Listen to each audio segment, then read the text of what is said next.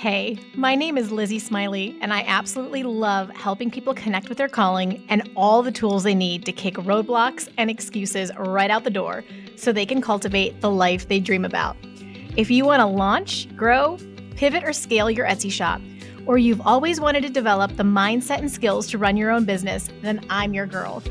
I've had that entrepreneurial spirit going strong since my very first lemonade stand, and now I'm a work-at-home mama with multiple online companies and a full-time Etsy shop, all while being present with my kids for the everyday chaos and most important milestones.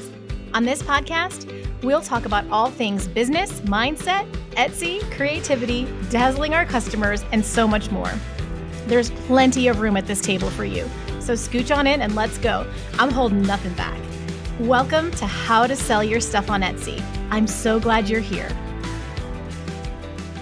Hey friends, welcome back to the show this week. You're going to have to bear with me a little bit. The Texas allergens have me sounding like a different person, but I am here with the energy bringing you this FAQ episode, and I know you guys look forward to this. I have 19 questions that were submitted, and we are going to get into the thick of it.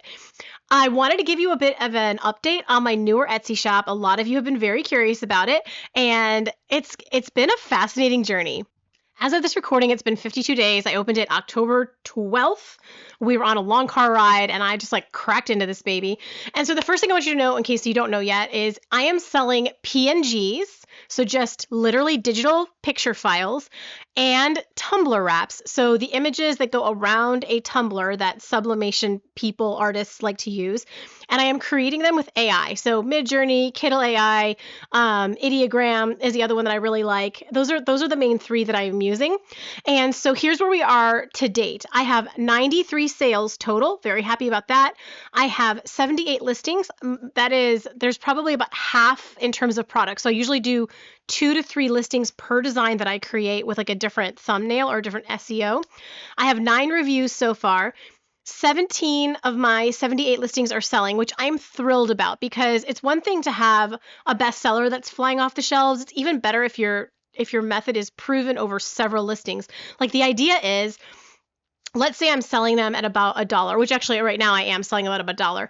I want hundreds, if not thousands of sales daily from 50 to 100 different listings or a couple hundred different listings, rather than trying to depend on one, because at some point it's going to get duplicated. The trend is going to end. You want to diversify your how many listings you're trying to sell from. And keep in mind that this is for a digital product shop. If you're selling physical products, you only need a couple of listings to make it work with a physical product that's in high demand. But digital and print on demand, you've got to have more listings going on. So I'm very happy to have 17 different ones selling. I have one bestseller badge. It is on a holiday design, so in the next 30 days, I will lose that bestseller badge, and that's fine. I'm going to work on the next one. And then I have 7 different listings that are sitting in multiple carts. When you see that little red text there and it says, this is in, 20 plus carts, or this is in 3 plus carts. So I'm seeing the interest on the listings that way as well. So I'm super excited. And if you want to learn how to do this, I'm going to host a workshop next Wednesday. It's going to be Wednesday, December 11th from 6:30 to 8 p.m. Central Time. And I will go ahead and link that. There is a coupon code for my early birds. And we're going to go ahead and I'm literally going to just peel back. I'm going to show you how I am using the AI to create these things. I'm going to show you how I'm coming up with the ideas of what's in demand, what should I create. I'm going to show you how I come up with the SEO for it. I'm going to show you how to put it on Etsy. So beginner to even some advanced, but you've never used the AI before, this is the perfect workshop for you. We're going to be live, and I'm just going to show you the whole process, and you're just going to walk away knowing how to start the same kind of business. So join me for that if it's of interest to you. Let's dig into these FAQs, shall we? I'm going to pop on the glasses, and we're just going to have a casual chat here and get through these. So the first one I love, it is, if Disney doesn't allow anyone to sell their trademarks, etc., why are there so many Etsy shops that sell Disney products or digital files? This is a fantastic question, and I get it a lot. So here's the deal. Disney, they have a team of attorneys, right?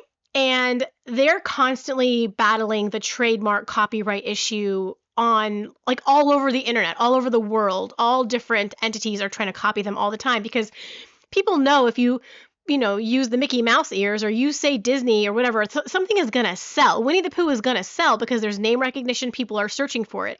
And that's actually one way that you can tell if you shouldn't be creating something is if you know it's going to sell because people are going to recognize it. That means it's someone else's intellectual property. They created it.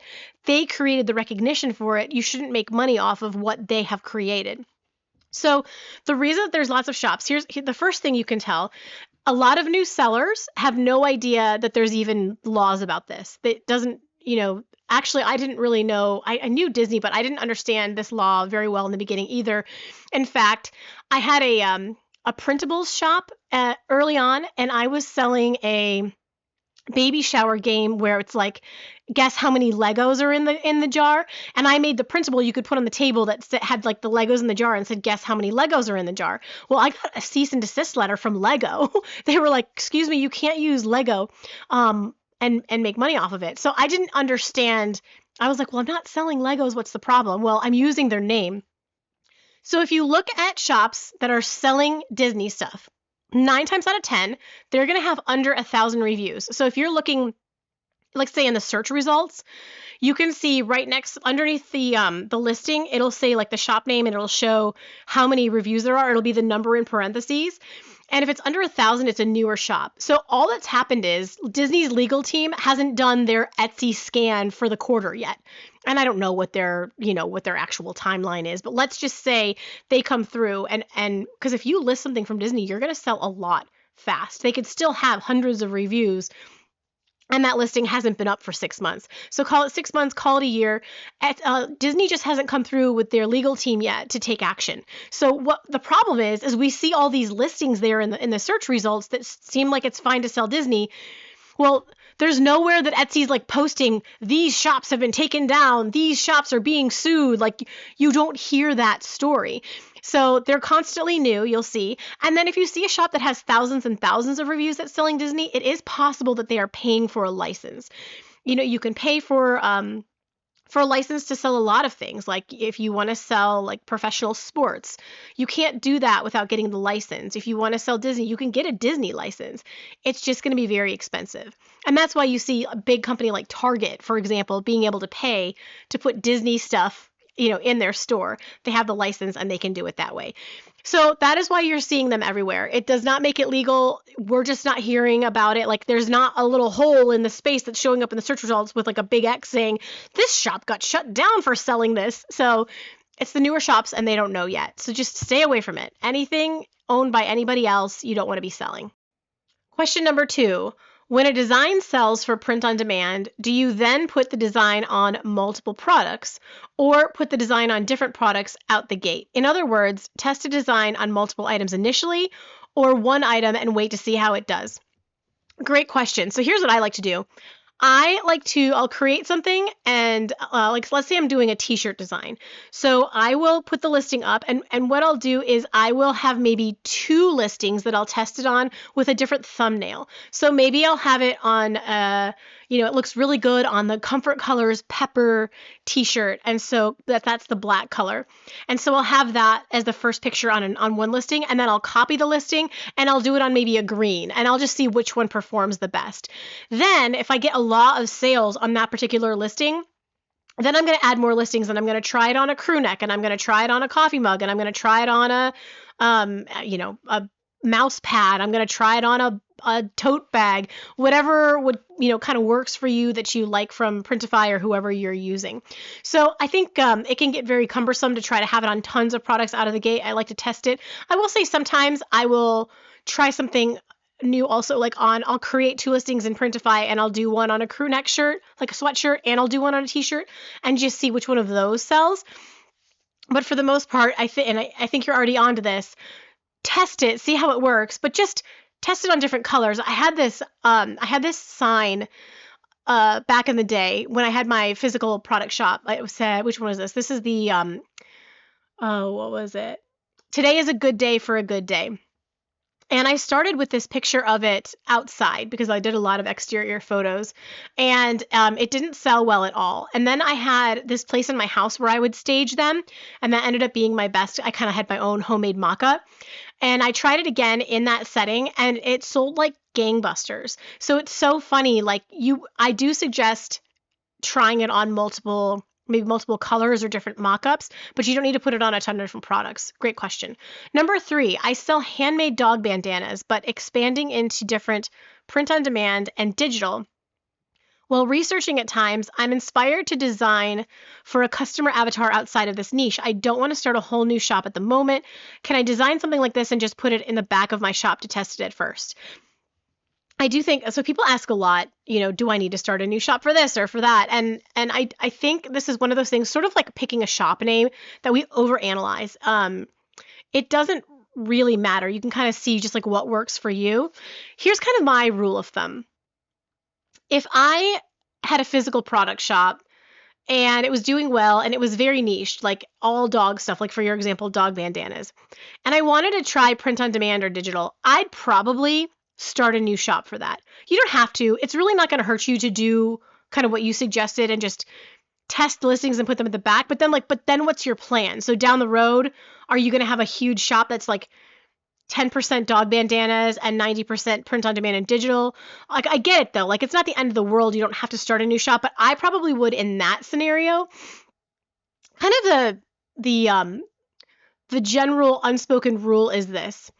If your niche is a type of person, let's go with a dog owner, and you were going to sell everything dog related but different products. So you were going to have your dog bandanas, and then you were going to have dog print on demand stuff, and you were going to have dog digital stuff. It's all for the same avatar. So use one shop.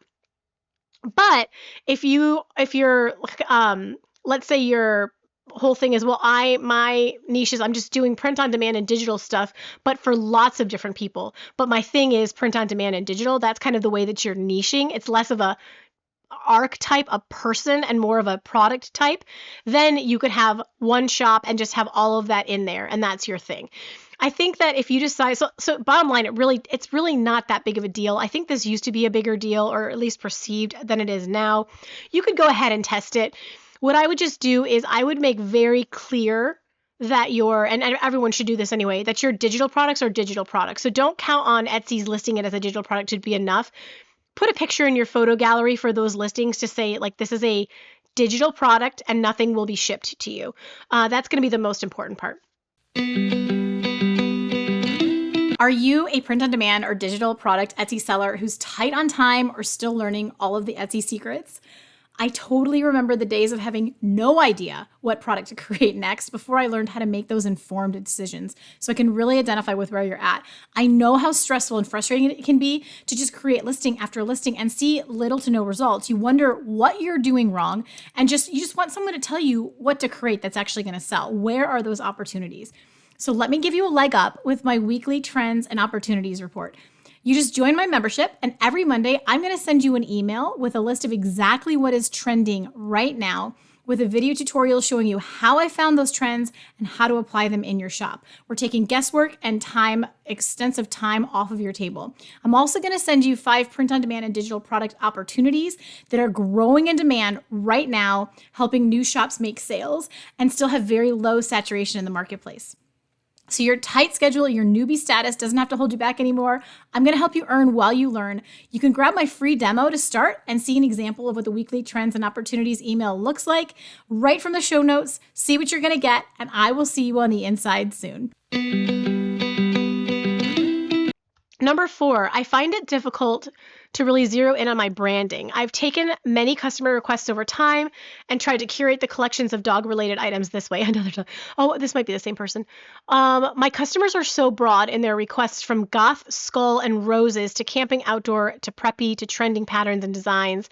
I just don't have brand direction. I think my products are just following what my customers are asking for. My question is, how do we make our shop cohesive while still catering to customer requests? This is brilliant, and I think one of the best ways to build a shop is actually around special requests like this. So you're doing the right thing, my friend. Here's what I'd say. branding is another thing that I think we overthink. And all you really need to do is like, so here's where your branding really matters in your Etsy shop. Your header, right? Your shop banner, your logo, your graphics inside of your listings, kind of, because they'll have font on them or colors or whatever. And then the way that you write your listing descriptions, your tone. So those are the things that really matter. The tone, you're going to pick something. Are you really formal and professional and more elegant, or are you kind of casual and funny, or are you really like friendly and cheerful and welcoming? Kind of pick, are you more like dark and sassy? Then throughout your shop, all your listing descriptions, your welcome message, your about section should all follow that tone. Otherwise, your banner, your logo, and your graphics, pick 2 to 3 or even 1 to 3 colors. Well, it's got to at least be 2 because you've got font and then you got the graphic that are kind of your shop colors, and pick 1 to 3, probably 1 to 2 fonts that are your brand fonts. And that's how you're going to bring the cohesiveness together. So if someone goes from listing to listing, they might go from a goth listing to a camping listing. And while the feel of the design is very different, when they go through it, you sound the same and your graphics look the same. They have the same attitude to it, or the same feeling to it. Because I was going to say, actually, if you're using mock-ups, it's okay if your goth mock-up doesn't really look anything like your nature mock-up. It shouldn't. You want the mock-up to match the feeling of what you're selling, not the feeling of your shop. So bring the cohesiveness together with your brand colors, fonts, and tone. There's something else I was going to say about that. What was it? Let me reread this again. I think you're doing a great job. I would not sweat it. Maybe whatever I was thinking will come back to me. It wasn't. This is what I was going to say. The vast majority, like 99.9% of people who come across your listings, your Etsy shop, they're never actually going to go over to your shop. They're never actually going to look at your other listings. They're just looking at the one they've come across. And that's just Etsy. People are coming in through the search results. So, even your overall shop aesthetic doesn't matter that much. I do think it's refreshing, when someone does click over and it's like, oh, there's just this kind of feel to it. There's a flow to it. But we can do that with our graphics, our fonts, and our voice, our tone. Very good question. Number 5. Hi, Lizzie. I sell digital labels along with print on demand in my one Etsy shop and would love to find out and learn about bundling them all and offering an all access pass. I think it would be a great way to generate sales. Okay, so I think I can tell you how to do a bundle. I don't think you can do an all access pass because you could create confusion with print on demand. If your print on demand is in the same shop, I wouldn't do an all access pass. I would just do bundles. If, however, like my mock-up shops are just those digital mock-ups and they're specific to a niche, right? They're specific to people buying mock-ups. So my all access pass, all I do is I have a Google Drive folder and it has all of the mock-ups organized in there. And then it's set to anyone with a link can access it. They can't edit it, but they can view it, which means that they can download it and use the mock-ups. Then in Canva, I create a PDF kind of in my branding colors that has the instructions like it'll say to download your mockups or your all access pass, click this link on the PDF there and the link will take them to the Google Drive. And that's how they get everything. And then that way, all you're ever doing is you're constantly updating that Google Drive as you're creating new things for their all access to continue. And you don't have to do anything else for it. So same thing for like smaller bundles. Like let's say since you've got the print on demand in there, if you're going to do a label bundle, rather than saying an all access, we could say all access pass for digital labels.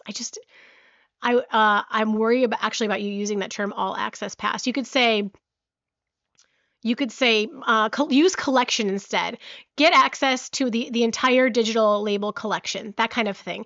And then same thing, you're going to have a Google Drive with the folders organizing everything in it. And then you'll give, as a digital download, you'll sell the PDF with the link on it that takes them to the folder. Let's say you're someone who sells you want to have an all access pass, but you also want to sell other bundles separately.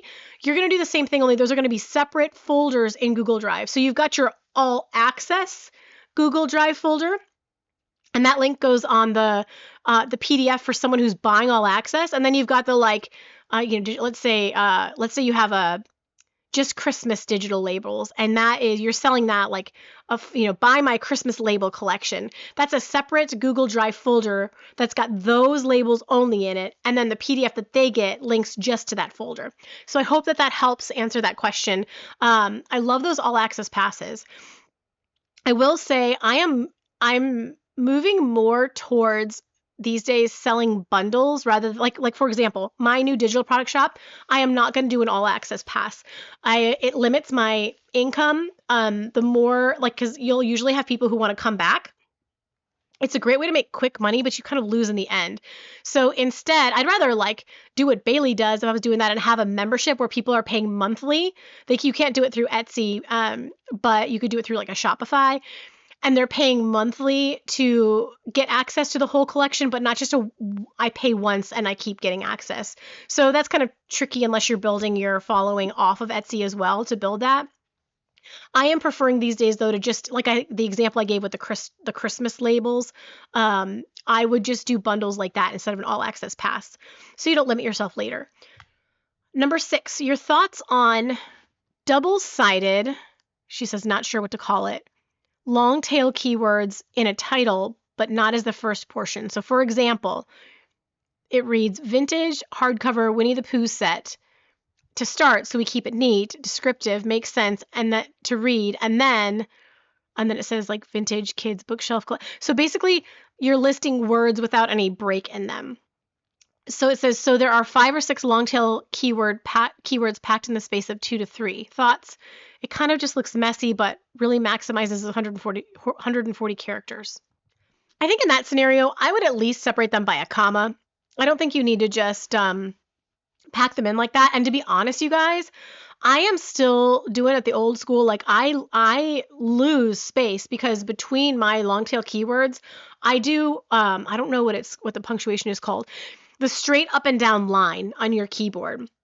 So I literally have the keyword phrase and space, up and down line, space, next one. I care so much about the aesthetic, and it hasn't hurt me sales wise. So, I think at times if you're really desperate for that extra character space or two, you could switch it to a comma because then you get one of those character spaces back, or you could do it, as just a big run-on thing.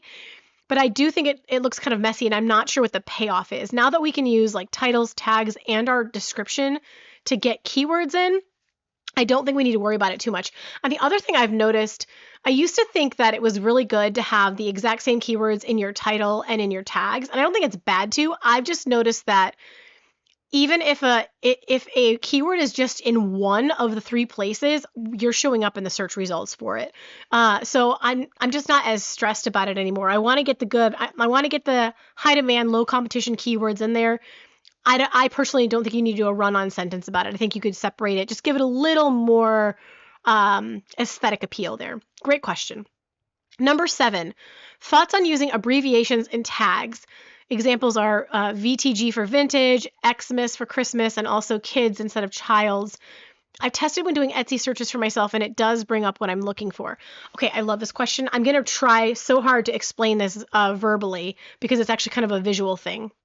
So Etsy even says, don't use typos in your SEO to try to rank. And sometimes that would include an abbreviation, it would be considered a typo.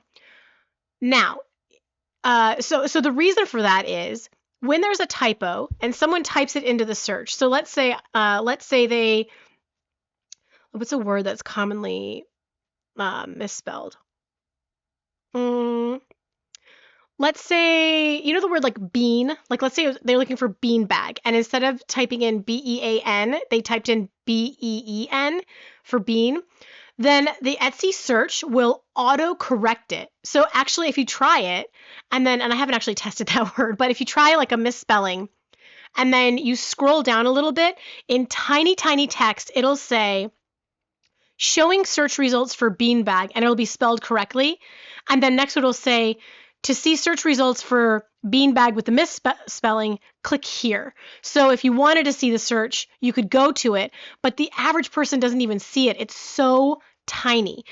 So the key is you want to make sure that whatever words you use will show up. And here's what's amazing. Sometimes the algorithm is not trained on a certain misspelling. I just had this the other day for my trend spotting group. I have a monthly trend spotting membership. So people get a weekly email from me that says, here's everything that's trending right now on Etsy and how to like use it and design for it. And then it also has 5 opportunities of like things you could create for print on demand and digital products that are currently high demand, low competition, like no one's caught on to it yet. And in that, last week, I had an example where I was like, the misspelling works on this one. So there was a really, really, really good opportunity for a misspelling. So all you need to do is you can test it like I do. You go to the search bar and you type in the word, and then you scroll down a bit and you see if you see that thing that says that it's showing the search results for the corrected spelling. So I would say before you test the one you're curious about, try a typo. Like type in I know, what would be a good one would be like horse stuffed animal, but leave the E off of horse. And when you scroll down, you'll see it corrected the search. It'll say showing search results for horse with the E on the end. And then, so you see what it looks like when it doesn't work, and then go back and try the keyword that you want to test and see if the misspelling is logged or not. And if it doesn't show that same error there, that same that it adjusted the search results, you can use it. So that's the easiest way to explain it. They say to avoid them, but sometimes there's like this little, it's actually a little, it's probably, I don't know, 20% of the time they will work. I wouldn't waste keywords on them without testing though. And I guess also be prepared that they could update it at some point. Super fun question. I hope that made sense. I feel like I want to do a YouTube video showing that. I'm just not even sure what I would title it, that anybody would see it. So I don't know, but I should add that to my list either way. It would be short and sweet. Question 8.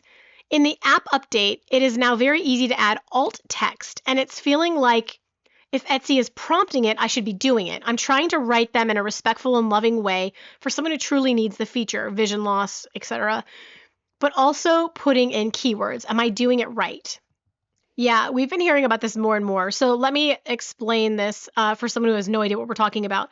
So images now kind of on the internet generally, on websites, they've had this for years, but it's as we become a more inclusive culture that's trying to take care of people with like special needs and impairments, there's something called alt text, which is just short for alternative text. And it's for people who can't see. So right now, there's like browsers and things that will read to them, that'll describe to them what they're seeing. But the best thing we can do is use our words to describe it rather than let the browser come up with, and I mean, sometimes there's just nothing there for the browser to grab. So within your listings, when you're setting them up, there's a place for you to add alt text, and that is what the screen reader will read to the person who can't see so they can understand what they're quote unquote looking at.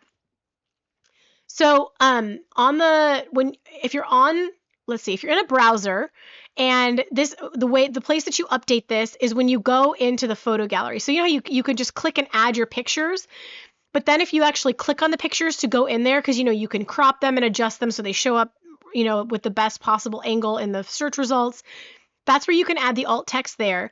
And then on the app, if you go into the Etsy seller app and you click on a listing, what you're going to do, let me see. So you click on the listing, and then it'll come up and there's a toggle.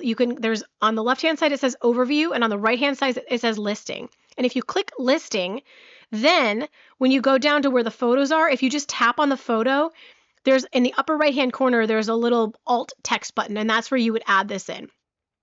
So the whole purpose of this is, again, to help the vision impaired. However, Etsy has now said that the words that you put in there do help your SEO ranking.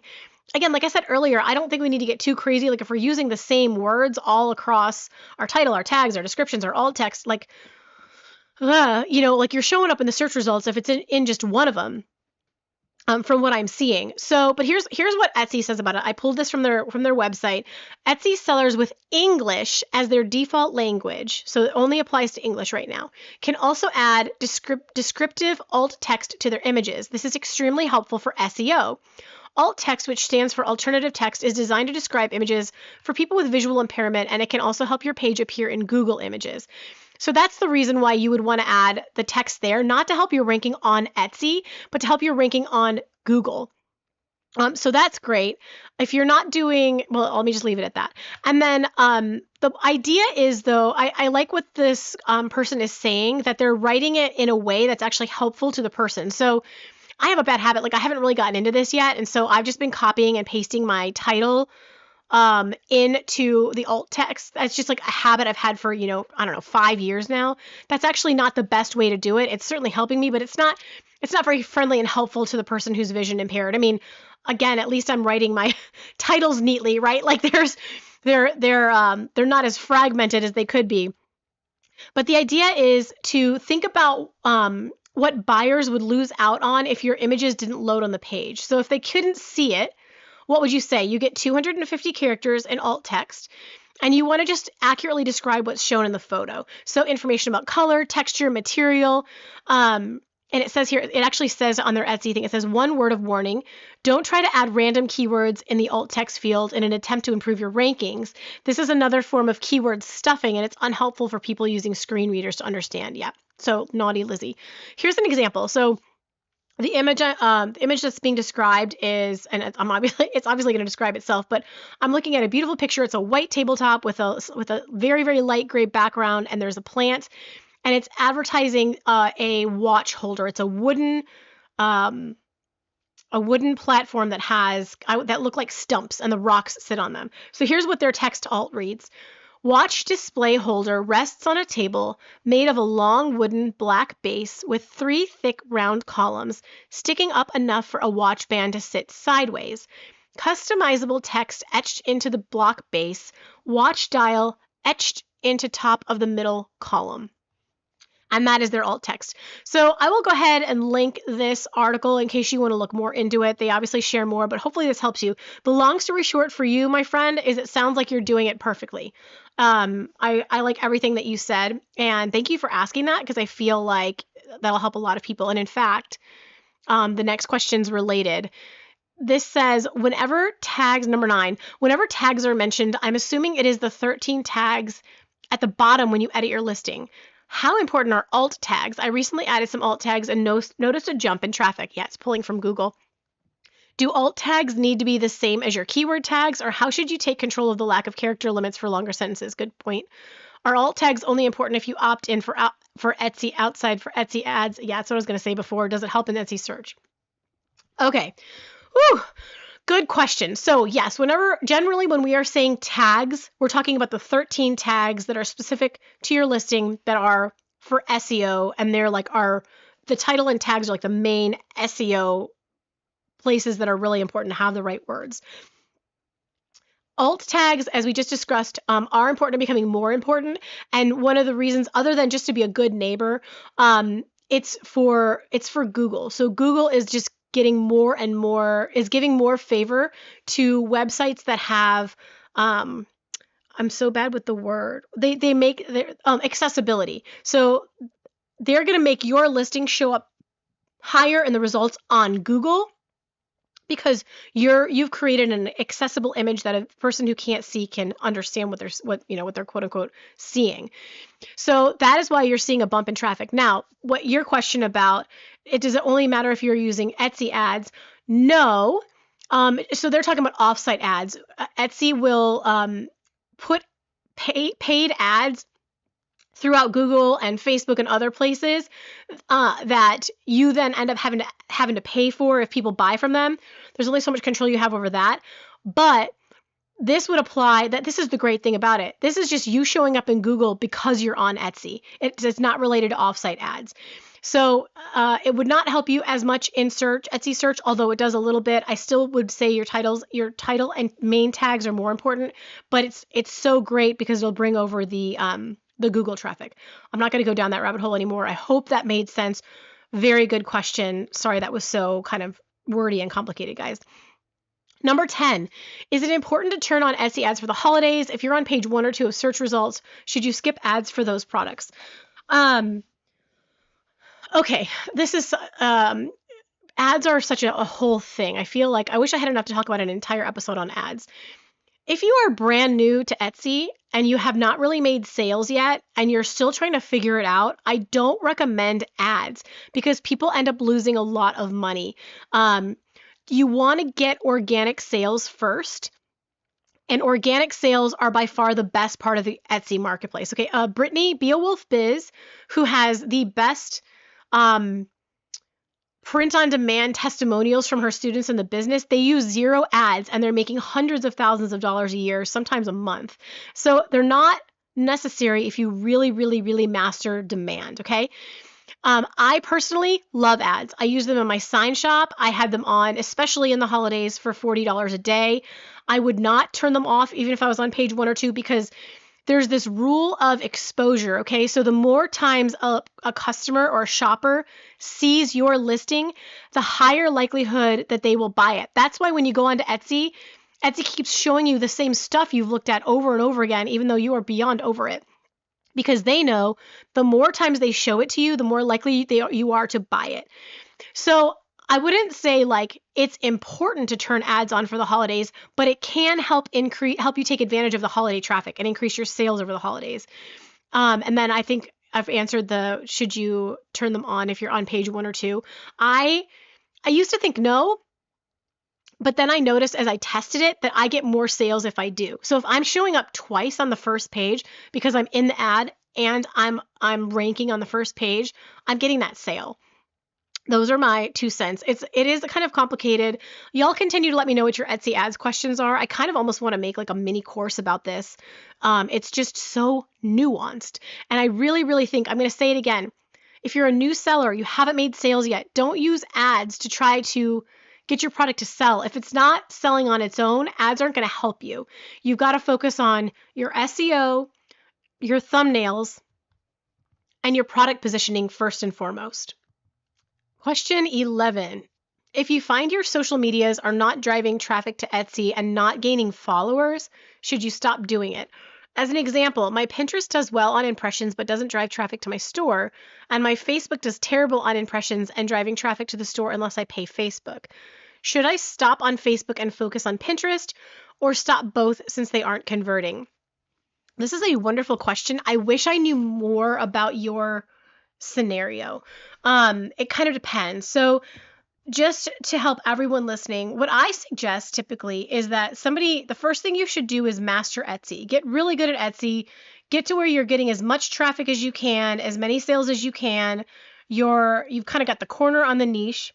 And then as you have done that, you're going to kind of get to a point where what is that word? You kind of get a little stagnant. So you're not noticing more growth. And sometimes that can mean you just need to keep adding listings and you're not taking advantage of trends. But it can also mean you've kind of got the corner on a niche. This would be much harder in print on demand or digital than it would be for a physical product. A physical product, you're going to feel that place where you get a little stagnant and you can't get more growth. That's when you want to start building an email list and adding social media. And so when you're at that point and it's time to start scaling by doing those things and then ultimately building your own website too, then I wouldn't say quit. I'd say learn how to do them better.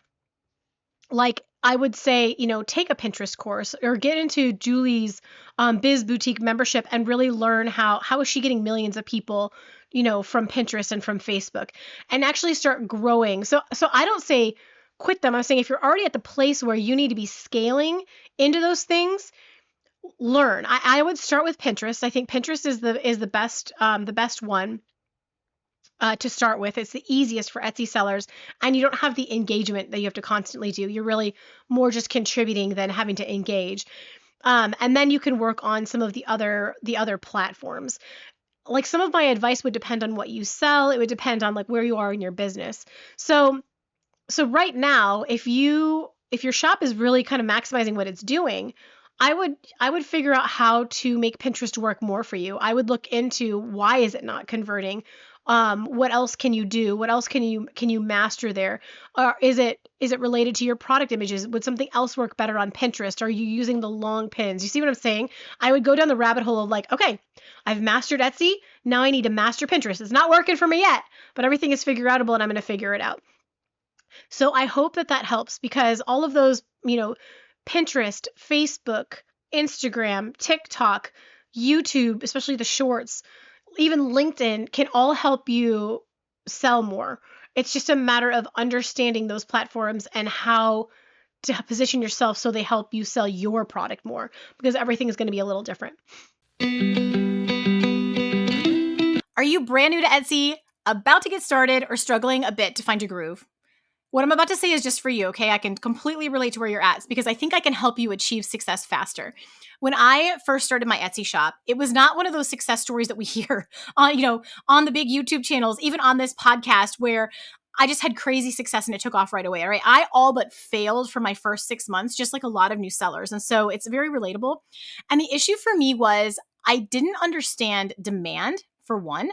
I didn't understand SEO. I was way too broad in my search terms. And I didn't know how to position my product so that customers just couldn't help but click add to cart.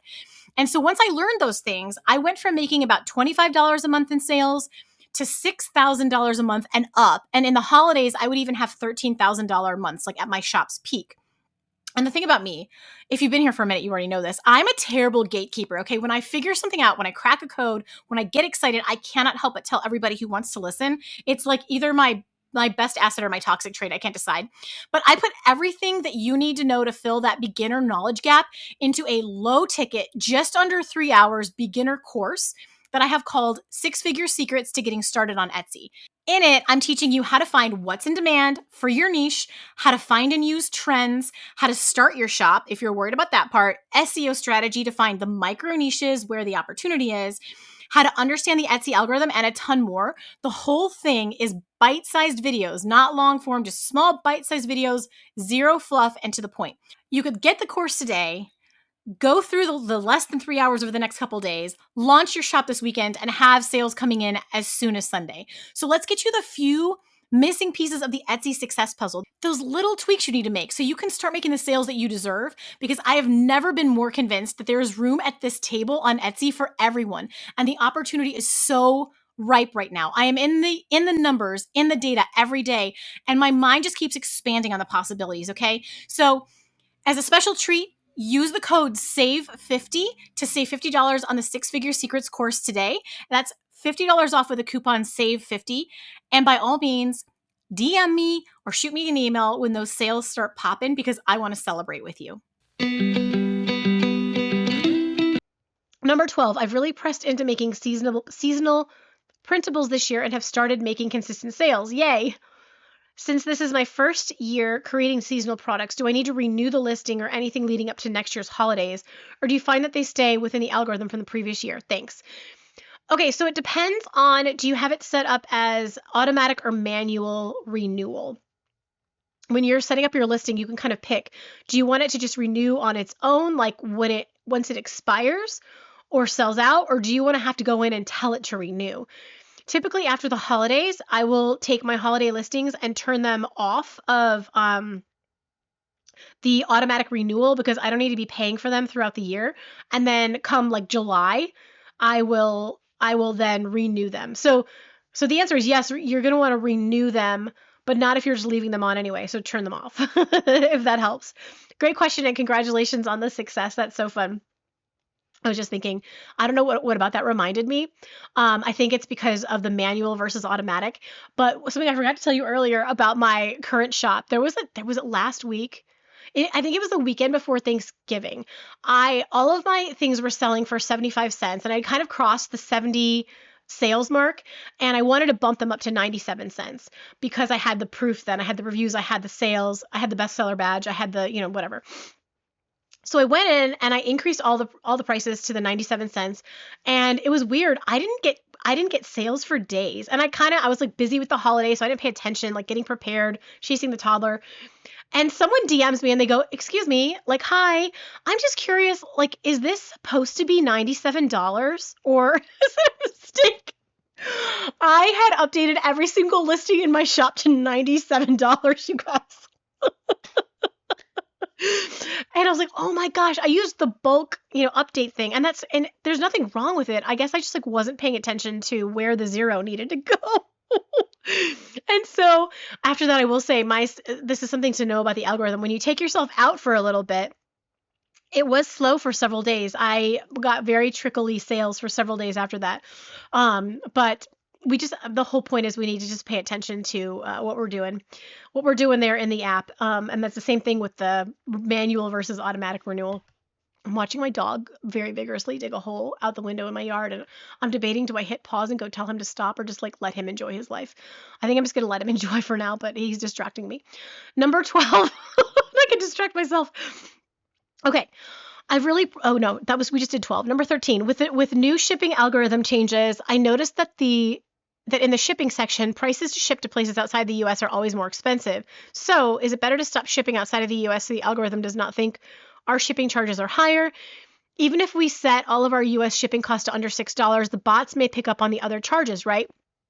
Okay, great question. So just to get everybody up to speed, in October 2024, Etsy announced that beginning on October 1st, United States listings with domestic shipping prices lower than $6 will be prioritized in search. So they were going to start showing you higher if you were in the US selling domestic. So in the US, shipping in the US, and your prices were under $6, those listings would be prioritized in search, meaning you get a higher ranking in the algorithm for the lower price. However, there are several types of listings that are excluded from that it doesn't apply to. They don't even factor in. Digital listings shipped from the US to non-US destinations. So that one answers your question right there. Listings shipped from outside the US. Listings priced over $35 from shops that offer a free shipping guarantee. Listings that use calculated shipping. Listings that using a third-party app that updates shipping prices like a print-on-demand service. So hopefully that automatically helped, but let me just talk it through a little more. So for you, my friend, since you are shipping, you're in the US, right? Yeah, you're in the US, you're shipping in the US and outside of the US, you don't need to worry about this because you're not gonna apply in the algorithm. You're still gonna rank the way you did. And I would say for people who are like worried about it, they're like, oh, my shipping is higher than $6. I ship in the United States, but it's higher than $6. One way around it would be to use that calculated shipping thing. So it'd be a pain in the butt, but you could go in there to all of your listings. And if you're not already doing the use calculated shipping, that's where the customer puts in their zip code. And the shipping is different for every single listing or every single purchase because it calculates it for them rather than having a flat price. So that's one way around it. And then the other one I want to make sure is if you're print on demand, this doesn't even apply to you. So don't worry about it. It's saying that if you're using a third-party service, it doesn't hurt you. So I hope that helps. That was a great question. I also have the article for that I will link in case people want to look into it more. Number 14, homestretch. I got my first 3 products up on Etsy about a week ago. Congratulations! I sell candles and I listen to your podcast. I've gotten good photos, video. I added tags and SEO, but so far no sales. I also have a niche, but I feel like I can't compete with all the top sellers. Even if you try searching for my product, you can't find it. I made a ton of fall candles and so far no sales. I feel like I'm failing. What can I do to push sales and get on top of the searches without using ads? Will I even have a chance at competing with others who have multiple thousands of views and sales? This is a spectacular question, and I wish I had started with it. Okay, I should have done this one first because it's a good one. They're all really good, guys. All of them. I'm proud of all of you. But I really want to encourage this person and the literally 4,000 other people listening right now who feel the exact same way. So, congratulations. You have done a ton of work and you've taken the step and we're going to get you there. From what I read, I can already tell that you are in too saturated of a niche. Not candles, but it sounds like you are targeting a really saturated niche. In order to break into any of the really busy markets, wreaths, jewelry, wood signs, candles, there's so many I could go into. Digital, like my stuff. You have to find the micro niches. You have to find the places, the pockets where there's kind of like underserved niches where there's demand, people are looking for something, but there isn't the thousands and thousands of listings of competing listings. You want ideally under 5 to 10,000 competing listings for a really sweet spot. There's a couple different ways. I don't want to overwhelm you. I recommend Everbee. And what I do is I go and I filter by, so like let's say you were making candles for moms, just to be general and easy. What you're going to do is you're going to search candles for mom. Then you're going to filter by bestseller. There's a little workaround for that, but if you watch any of my YouTube videos, I show it to you there. You're going to filter by bestseller, and you're going to look through the bestsellers and look for a new shop. So as you scroll down, you're going to be able to see how many reviews a shop has right under their listing. Look for one that's got under 100 reviews. And that is going to give you a clue that as a new shop, they've penetrated a very saturated niche. And it's going to be able to help you figure out why. If it's something that's comparable to what you're doing, which it should be, you should be searching bestsellers for your niche, something comparable to what you're doing. Look at their keywords. If you get the Everbee extension, you can see what their tags are, and you can see their ranking. You can see how many searches there are every month and how many competing listings there are for it. Look for some that are under 10,000 competing listings. That's how that new shop is competing in a really busy niche. Better than that, I would switch to a even more narrow, rather than trying to even find the micro niche and the mom niche. I would automatically start by honing in down more. I feel like this is something that's super complicated for me to talk about like on a podcast, but it's in my 6-figure secrets course. You would learn it in 1 month of the trend spotting membership. You could do a one-on-one with me, and I will literally hold your hand and show you exactly how to do this. But don't give up. There is absolutely a way to get into this market. And one of the reasons I know is we just had a guest, Emily, on the podcast several weeks ago. Let me see what episode that was so I can tell you where to look for it. And she started her print-on-demand candle shop. I think you're making candles. Yours should do even better because you're making them. Just last year, and she was making multiple 6 figures from it. And so I know that there is space in that niche, but you've got to find the micro niches. You're not going to make it trying to compete with like you said, you're so smart. You already get it. You're not going to make it when all of these other shops have multiple thousands views and sales. You've got to go for the micro niches. Okay. Episode 146. This new Etsy seller switched to giftable print-on-demand products and her sales soared. So all she's doing is she is targeting very specific micro niches with print-on-demand. And so you can do the same thing. I hope that helps. I would love to hold your hand. I'm not, like, the last thing I want to do is sell you something. But what you need to do, even if you just get on YouTube and search for free stuff, you need to figure out how to find the micro niches in the candle. You know what? I need to do a video about that. And that'll help you as well. Okay, I'm sending you so much love and good vibes and prayers of support. Please don't give up. You could literally just change up your label even. Because if you're just trying to do fall candles, it's not going to work. You've got to get more targeted. I could spend 17 hours with you. Okay, number 15, how to succeed in a saturated niche. Perfect. Literally, sometimes you guys are all on the same wavelength. This is exactly it. You succeed in a saturated niche by finding the pockets of opportunity.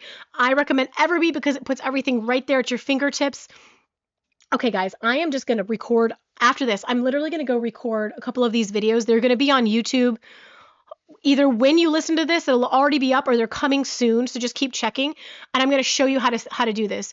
You're going to look at the bestsellers. You're going to find the new shops in the bestsellers, and you're going to see which tags they're using that are helping them rank. And you'll know you've got a winner when there's a decent number of searches and there's not that much competition. Meaning in Everbee, it'll show a green dot, but even still, I actually kind of disagree with them. Anything under 10,000 competing listings, I am excited about.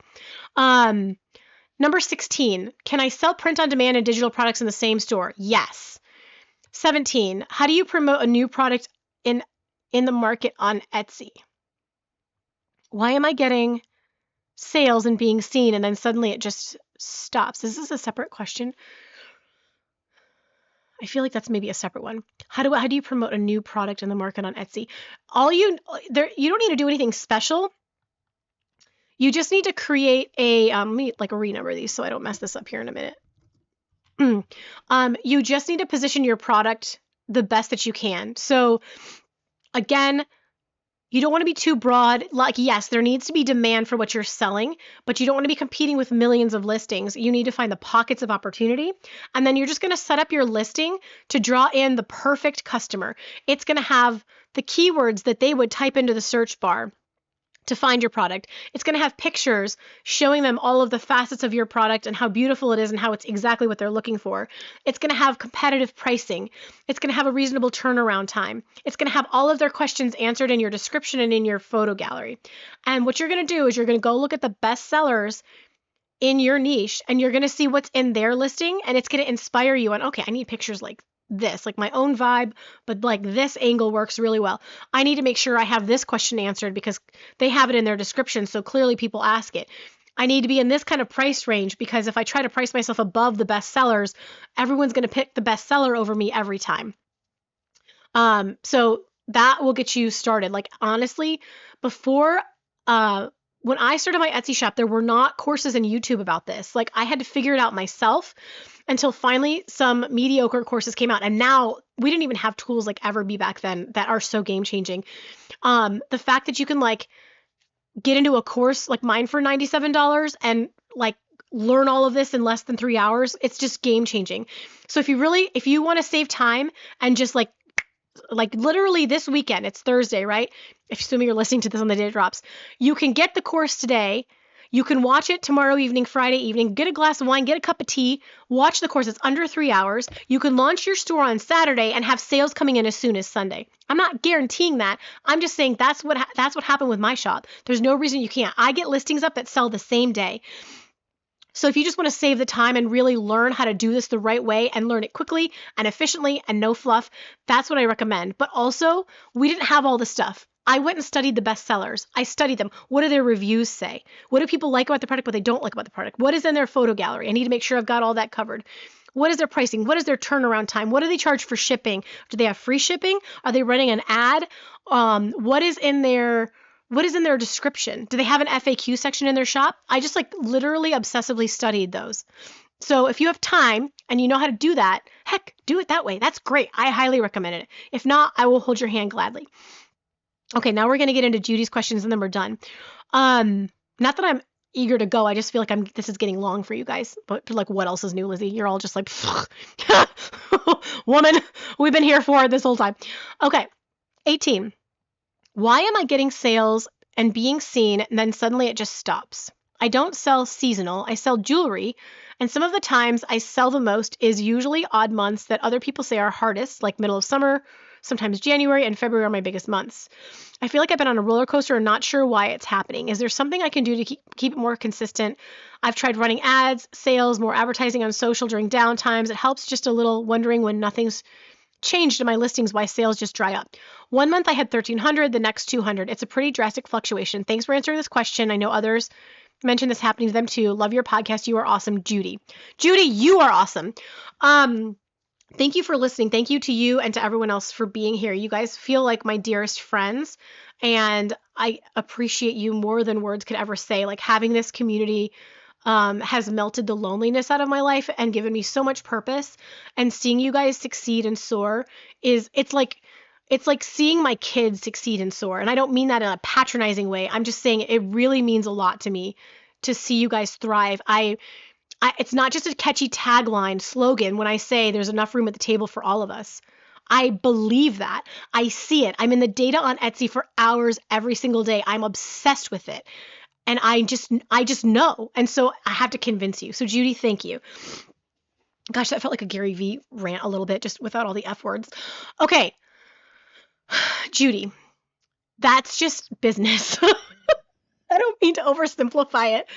It was the same for me in the sign shop. I don't know when you submitted this question, but literally October, even September going up to October with the election month, sales for everybody tanked because people were terrified to spend their money. They didn't know what was going to happen. It felt whatever. And it's picking up again now. And that's not about, you know, I don't get into politics here. That would have happened either way. It was simply the anxiety of not knowing what was going to happen made people stop spending money. People are now spending money for Christmas. So, first of all, some of it is just understanding this is the nature of business. There's going to be fluctuations. In fact, to be honest with you, October election regardless. Yeah, November was the election. Early November. October was always one of my slowest months of the whole year in the sign shop because people spend so much freaking money on on Halloween. It's so funny. They don't spend it on other stuff. So let's focus on the solve though. The bottom line is it's always going to fluctuate. You'll also probably notice that it tends to fluctuate on pay periods as well. So around the 1st and the 15th, you'll have more sales. On the off weeks, you won't. That absolutely has something to do with, that's why they all tend to come in at the same time. The way that you deal with it is by having more listings.